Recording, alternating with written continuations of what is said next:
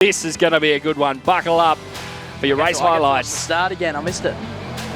It wasn't the greatest run out of P1 there for Collins. He handed that one over fairly early to the number 11 machine of McLaren, but the pressure didn't come off for a second as those top three really started to skate away early in the piece. It was a great move, just ballsy on the brakes, and managed to grab that position. That would have been the run into 3.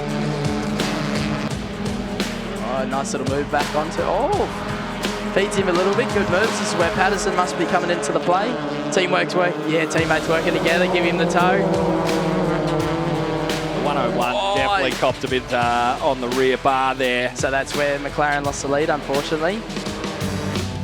And these curves are aggressive. This is where Brett gives him the. That's only a slight assistance, I think, at least slightly.